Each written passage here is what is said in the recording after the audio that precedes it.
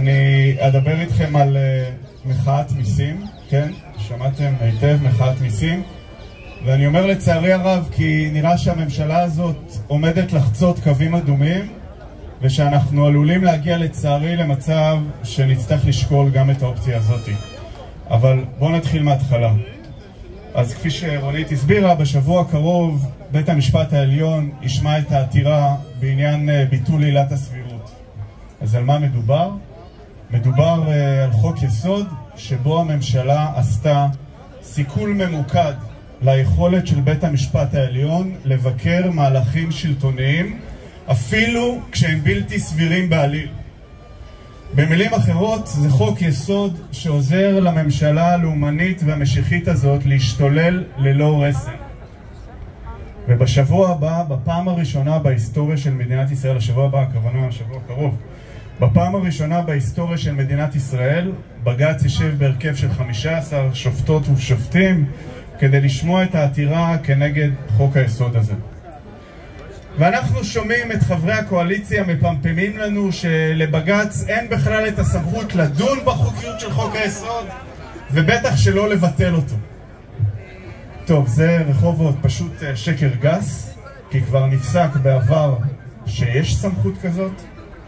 אבל יותר משזה שקר גס, זה מראה לכם את תפיסת העולם שלהם.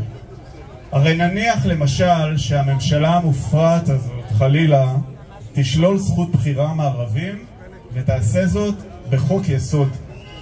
היעלה על הדעת שבג"ץ לא יוכל לדון בזה? יעלה דבר כזה על הדעת? ברור שלא.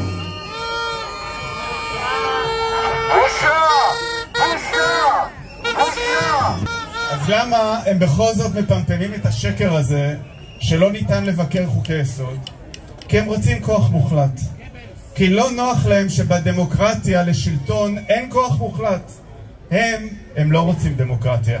אבל אנחנו לא נוותר על הדמוקרטיה. לא נוותר. לא נוותר.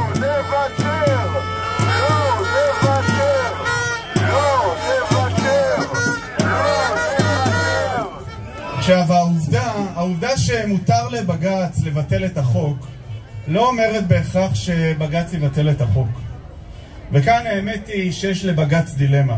מצד אחד, זה צעד חריף לבטל חוק, וזה צעד חריף מאוד לבטל חוק יסוד. מצד שני, כשהממשלה וראש הממשלה מחוקקים חוק, ואפילו שהוא חוק יסוד, שכל מטרתו היא לצבור לעצמם עוד כוח, אז זה ממש ממש מסוכן. ואני לא יודע מה בג"ץ יפסוק בעתירה על עילת הסבירות, אבל אני יכול להגיד לכם שגם אם הוא יפסוק בניגוד לעמדתי המשפטית, אני ארכין את ראשי. ועל כולנו להרכין את ראשנו. כי בניגוד לחברי הממשלה הזאת, אנחנו לא שורפי אסמים. אנחנו מכבדים את הפסיקה גם כשהיא לא מוצאת חן בעינינו. כי אנחנו פה לשמור על המדינה האהובה שלנו ולא כדי לפרק אותה. אנחנו, שלא כמו שר המשפטים ויושב ראש הכנסת ועוד כל מיני חברי כנסת מהקואליציה שאיימו שלא יקמו את פסיקת הבג"ץ, אנחנו לא כאלה. הם חושבים שהם מעל החוק. אבל רחובות, כשהשלטון חושב שהוא מעל החוק, זו כבר דיקטטורה. וזו ממש בושה.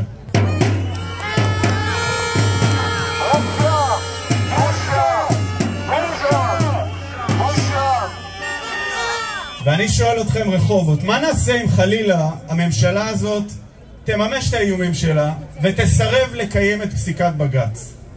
מה נעשה אם הממשלה תתחיל להשתולל, אולי לפטר את היועמ"שית או את הרמטכ"ל או את ראש השב"כ? מה נעשה אז רחובות?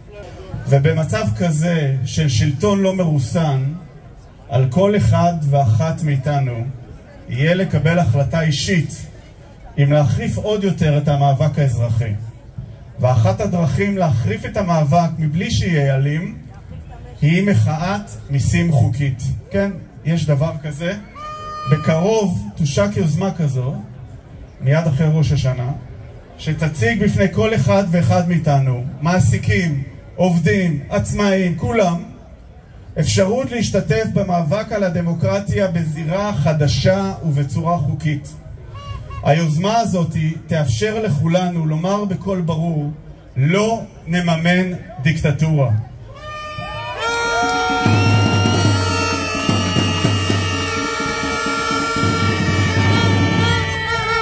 כי בדמוקרטיה, כשהשלטון לא מוכן שבית המשפט ירסן אותו, אז אנחנו, האזרחים, נרסן אותו.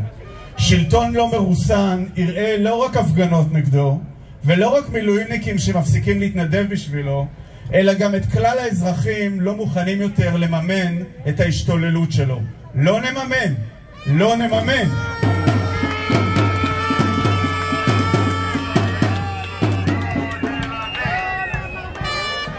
לבסוף, רחובות, לא פחות חשוב מהחרפת המאבק עם הממשלה המופרעת הזאת תשתולל, זה גם לחשוב על היום שאחרי.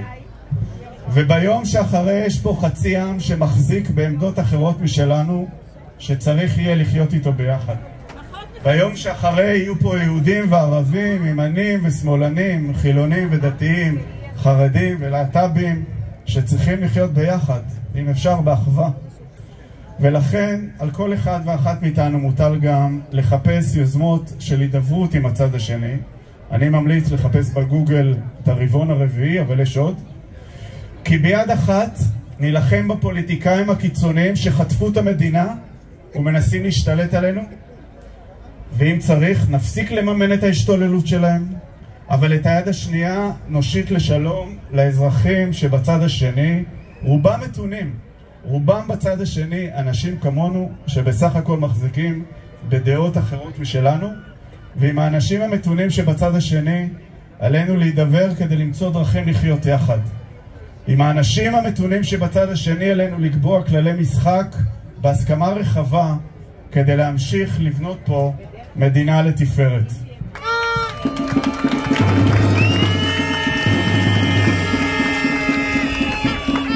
אנשים טובים ויקרים, תודה רבה שאתם באים כל מוצ"ש לממש את חובתכם האזרחית להגן על הדמוקרטיה.